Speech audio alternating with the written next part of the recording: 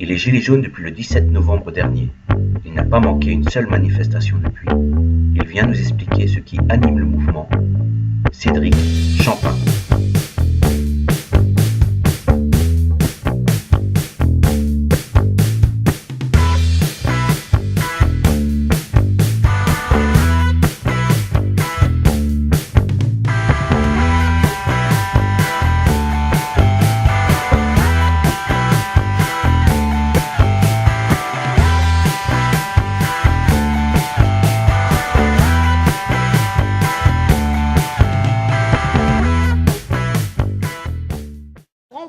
Nous sommes avec Grégoire Fernandez, militant Gilets jaunes. Bonsoir Grégoire Fernandez.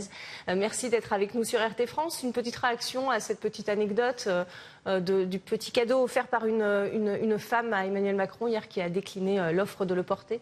Oh, bah oui, c'est-à-dire que je vois surtout qu'en fait finalement quelqu'un a enfin profité de la fausse occasion que Macron leur a proposé de s'exprimer et finalement cette personne est venue troubler la partition du grand monologue macronien qui se déroule en ce moment.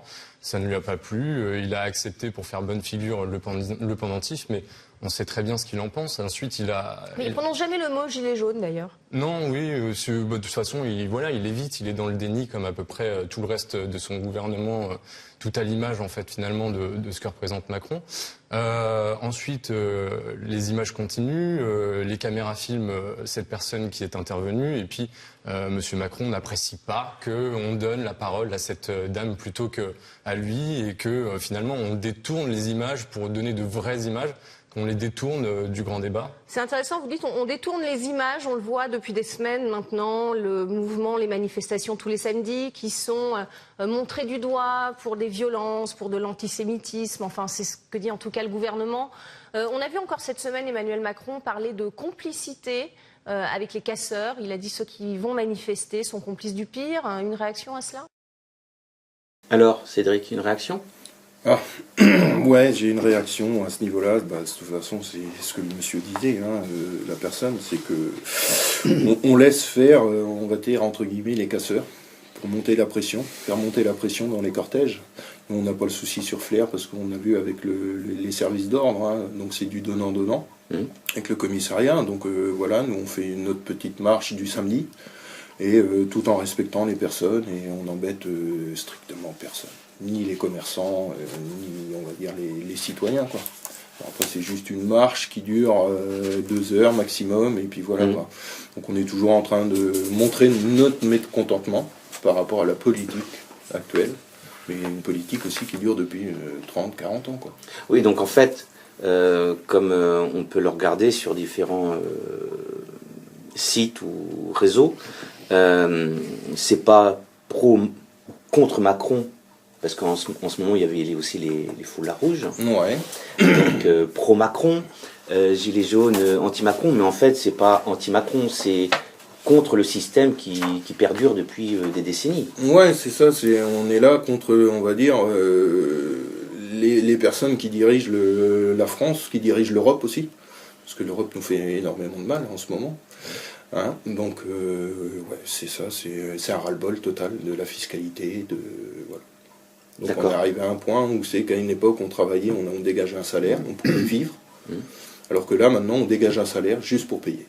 Tout à fait. Ouais. Alors moi ce qui me fait rire c'est que quand on voit souvent des émissions où on prend l'exemple de la Révolution française qui a commencé parce que les gens n'avaient plus de pain, et on se dit là ça commence exactement pareil, alors on monte tout un truc en épingle en se disant ça commence avec l'essence, alors que c'est beaucoup plus profond que ça.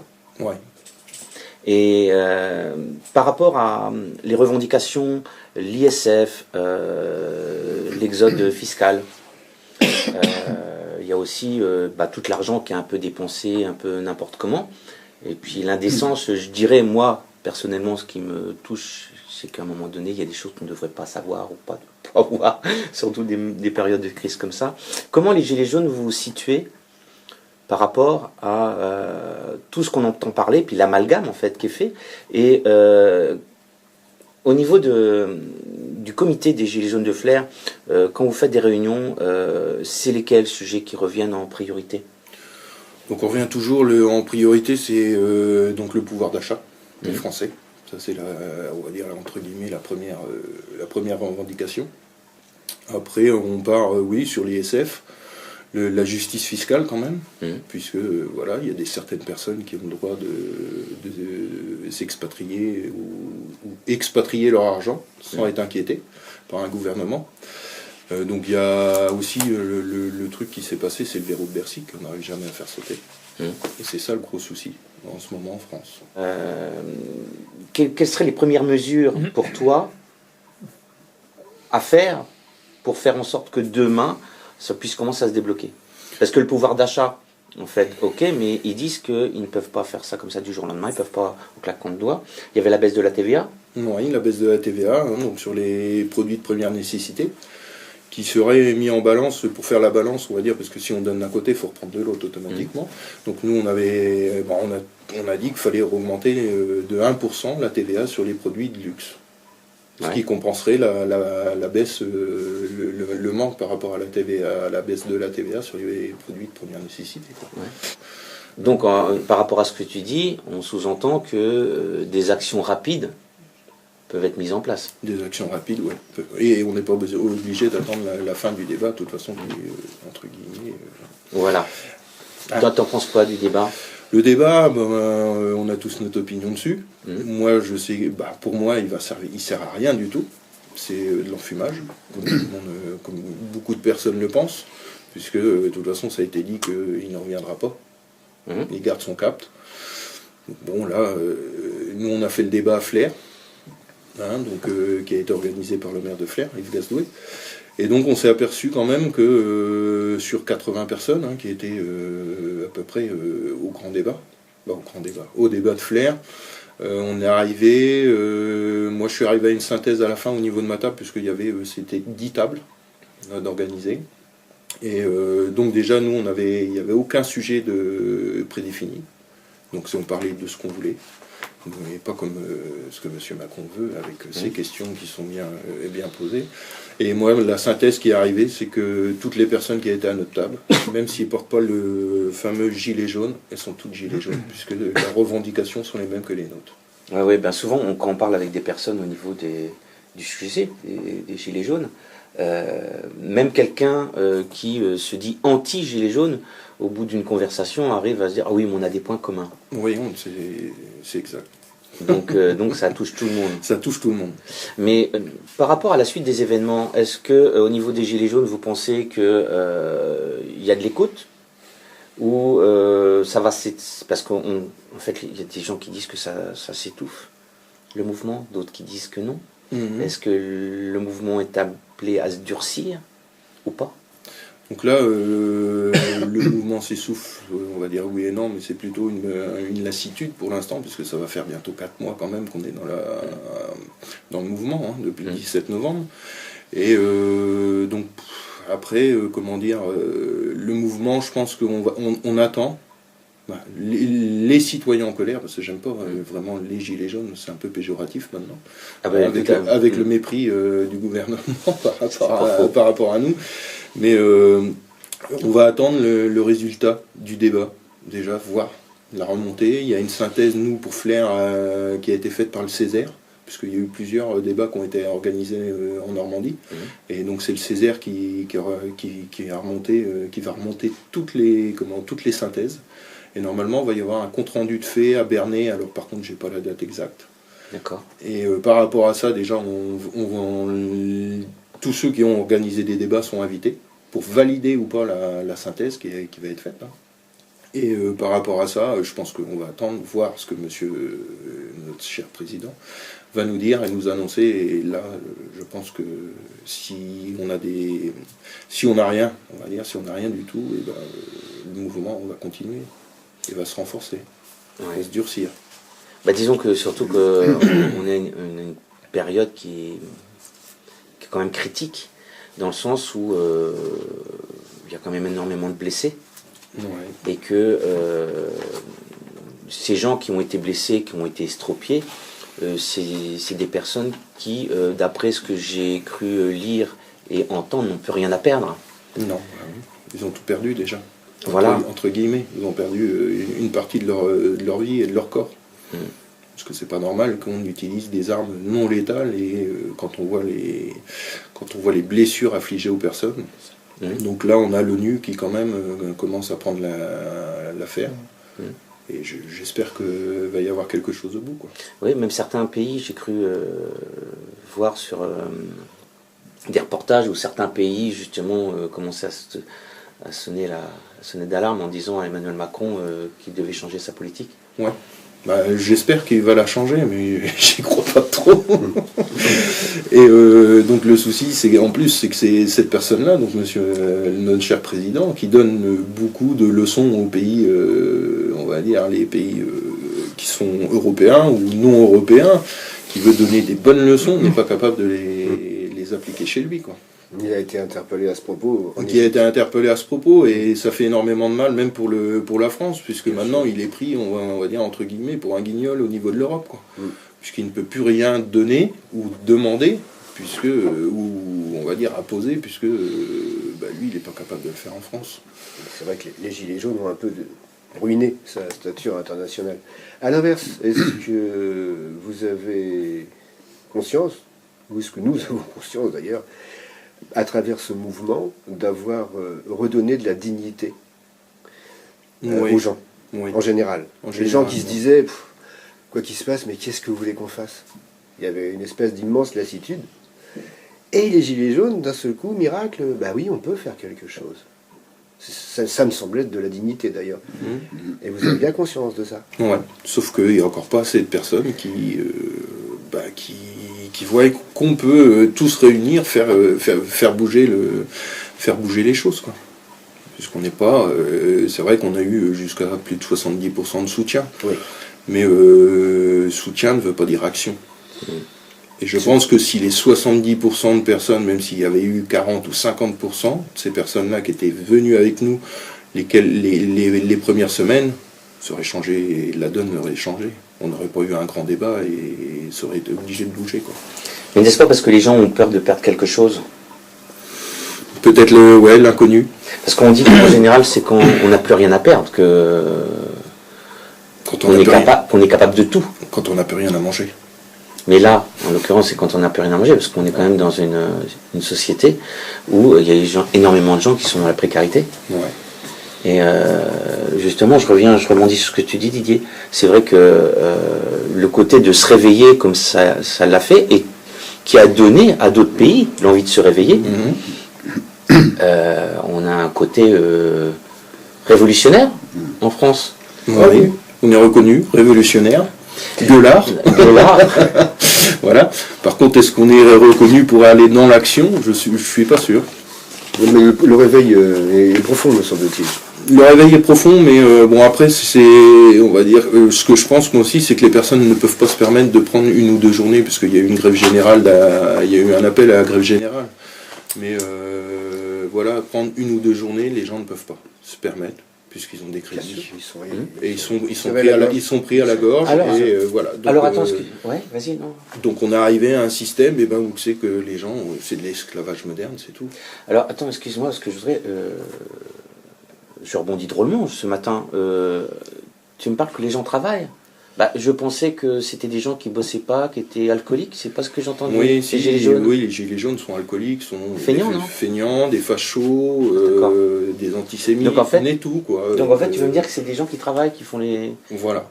Et qui vont au rond-point, et qui vont s'organisent. Sur les ronds-points, voilà, c'est des gens qui ont une vie comme tout le monde, qui travaillent, qui dégagent un salaire et qui s'organisent pour pouvoir être sur les ronds-points, être sur la manif le samedi, être à la réunion soit le mercredi ou le jeudi au niveau du forum. Mais nous, sur Flair, on invite les personnes qui ne sont pas gilets jaunes à venir soit aux réunions qui se déroulent au forum, salle C1 et 2, je crois, donc en dessous vraiment de la grande salle, à venir discuter avec nous. On n'est pas fermé à la discussion, et voilà. Et de toute façon, à la fin, on va s'apercevoir que ces personnes-là ont les mêmes revendications, ou une partie de ce que nous, on revendique. Voilà. Il y a une catégorie de personnes qui, sans être des feignants, ne travaillent pas, et qui sont très présents dans ce mouvement, ce sont les retraités. Oui. Qui, jusqu'à présent, avaient peu de moyens d'action. Si les retraités se mettent en grève, ça paraît pas beaucoup sur l'économie. Et là, encore une fois, miracle gilet jaune, ces gens-là s'expriment. Ouais. Et de manière puissante, tout de même. Puissante, ouais. Assez bien Et représentée, donc, me semble-t-il. voilà, ouais, il y a plus de 50% de retraités quand même dans le monde. Et voilà. Et ça, ce sont des forces vives, bien qu'à la retraite, et qui sont loin d'être négligeables, me semble-t-il. Et je pense que là aussi, il y a eu un vrai réveil de cette population qui, jusqu'à présent, se disait on n'a plus de pouvoir, on n'a pas de pouvoir d'action. On pouvait en avoir un lorsqu'on travaillait, on ne l'a plus. Ben si, on l'a. Ça, c'est nouveau. Et je pense pas que ça s'éteigne, ça. Non, ça va pas s'éteindre comme ça. Hein. Le mouvement, là, les médias, avec l'aide des médias, essayent de... Bien sûr. On essaye de l'éteindre, en nous traitant, on est passé de fachos, en passant par la peste brune, antisémite. On a affaire à des gens remarquablement intelligents, qui de plus utilisent sans vergogne tous les moyens à leur disposition, ils sont immenses. Du coup, les médias sont là aussi pour faire en sorte d'apporter l'information qu'il y a besoin, non? C'est leur rôle, oui. C'est leur rôle. Après, il y a plusieurs manières de tenir son rôle. Hein. On le voit bien. Mais ça évolue, ça aussi. Ça évolue. Personne ne va ni apprécier, ni même soutenir les violences. Mais on voit bien néanmoins que ça a fait bouger les lignes.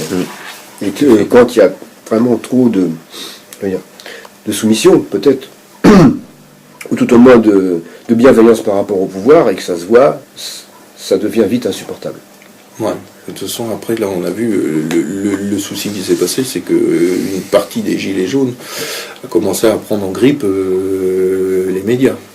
Certains médias, donc, qui sont très populaires, mais voilà. Donc nous, c'est vrai c'est ce qu'on dit, il faut que les gens arrêtent de regarder ces médias-là, viennent nous voir pour discuter, parce que regarder BFM TV, c'est bien, pendant toute la journée, mais voilà, on aura compris.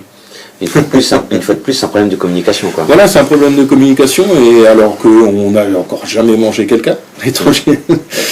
Encore, j'ai dit encore, mais c'est vrai qu'on n'a jamais mangé quelqu'un, et on est ouvert à la discussion. Cela dit, j'aime beaucoup regarder BFM parce que c'est assez facile à décoder quand même.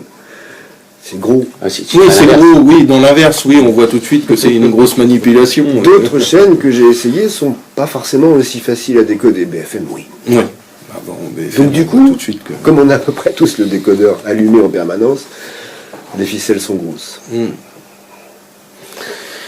Donc, le sujet, il est énorme parce que on avait envie de parler de la loi Rothschild, parce que c'est un sujet qui est quand même qui est assez intéressant.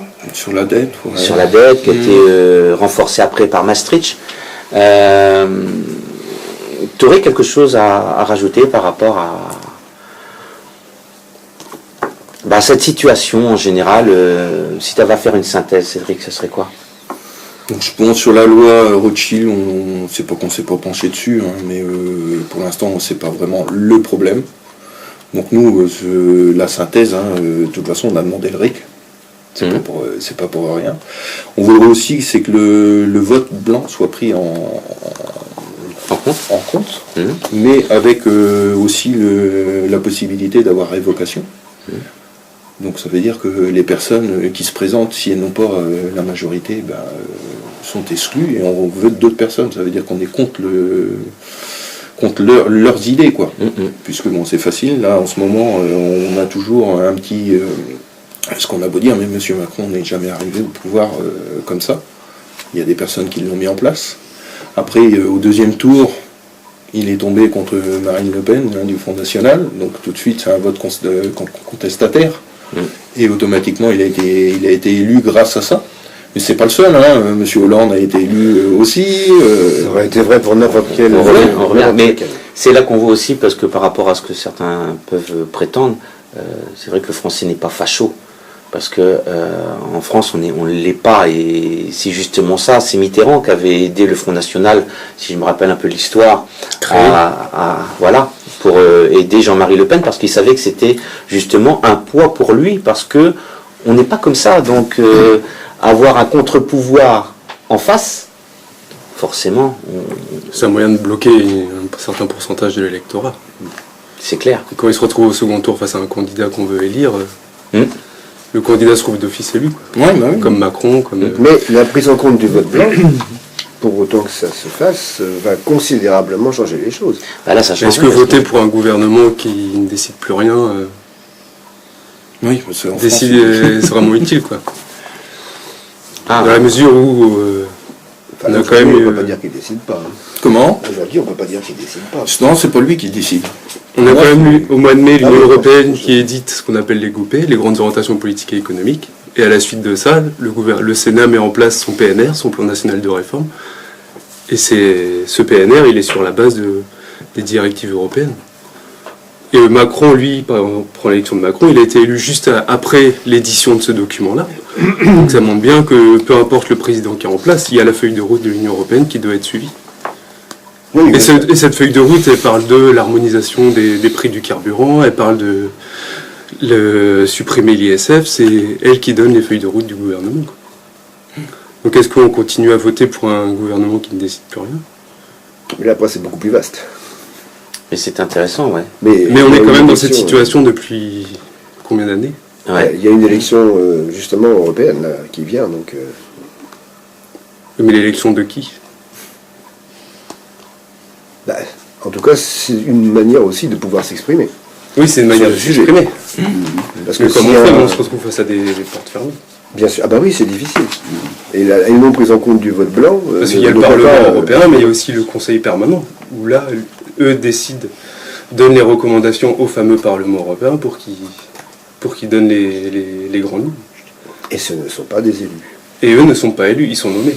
Quand on entend les José Manuel Barroso, les Van Rompuy, les Donald Tusk, tous ces... Le pouvoir a été intelligence. transféré à des gens non élus. Voilà. C'est un des vices profonds du système. Cédric, as-tu quelque chose à rajouter? Moi, je voudrais, ouais, comme je le dis depuis le début, donc j'invite les Flériens qui vont regarder votre émission, hein, la première. Donc félicitations déjà et merci de m'avoir invité. On trouvait ça inévitable en fait parce que c'est quand même c'est important. Enfin voilà, c'est quand même pour moi c'est quelque chose qui marque quand même une page de l'histoire. Après chacun en pense ce qu'il veut et c'est important que justement tout le monde ait la parole et donc voilà, donc merci d'avoir accepté de venir et puis d'expliquer et puis voilà Mais après c'est normal qu'on vienne puisque on a des revendications. C'est comme au débat, hein, c'est pareil, hein, ils organisent un débat comme il y a eu à Flers, ça aurait été dommage que les gilets jaunes n'y soient pas. Et ça aurait même plus que dommage. Parce qu'on a invité, donc c'est par rapport à ça, à notre mouvement que ça a été organisé. Voilà, donc nous en ce moment sur Flers, vous voyez, on distribue depuis cette semaine un petit tract. D'accord. Pour voilà, dire aux personnes ce que le mouvement des Gilets jaunes représente. Et comme j'ai dit depuis tout à l'heure, on n'est pas ouvert on est ouvert plutôt à la discussion. Donc moi j'invite les Flériens à venir nous voir pour pouvoir s'exprimer et discuter de notre mouvement, puisque c'est vrai qu'on arrive, les gens... voilà, donc il y a un chiffre d'affaires de 30% qui est en baisse chez les commerçants flériens. Je pense pas que ce soit vraiment le mouvement des Gilets jaunes qui ait fait ce truc, puisqu'on voit tout de suite que le centre est en train de se vider. Oui, malheureusement. Ouais. Pour les extérieurs de Flers. Hein. Et puis après, voilà, donc nous on voudrait aussi sur la base, pas la base, mais sur Flers, c'est voir avec Yves Gazdoué au niveau des eurodateurs. Puisque quand on les a bâchés, on va dire à la période des fêtes, les gens étaient quand même bien heureux, les commerçants aussi, puisqu'ils avaient retrouvé quand même quelques personnes qui venaient plus. Puisqu'il faut voir aussi que les retraités ont du mal avec le système de plaques d'immatriculation et tout ça, et ils ne savent pas, même il n'y a pas que les retraités, il y a des personnes qui ne savent pas, moi je ne sais pas ma plaque d'immatriculation, donc il faut la noter dans le creux de la main et tout ça, quoi. Donc c'est un peu, on va essayer de voir avec le maire de Flers qu'est-ce qui pourrait être fait pour ça, quoi. D'accord. Soit faire une journée de libre soit dans la semaine ou le samedi, pour que les personnes puissent revenir dans le centre-ville et qu'ils ne soient pas... avoir une gratuité, une période de la semaine où... Voilà, ouais. C'est ça, soit le samedi matin, soit le samedi après-midi, puisque bien souvent c'est le samedi que les gens peuvent venir faire les magasins. Tout le samedi. Tout le samedi, ou tout le samedi, voilà, oui, mais que ça redonne, et avec le pouvoir d'achat qu'on veut, ça permettrait de relancer les petits commerces. Oui. Et non de donner notre argent aux grands GAFA. qui ne payent pas d'impôts en France, ou très peu. Bah écoute, merci Cédric. De rien, c'est moi qui vous remercie de m'avoir invité. Cool. Et de nous avoir donné la parole. Voilà. Bah merci bien. Donc je passe la main. Eh ben merci, à bientôt. À bientôt, Marc. À bientôt.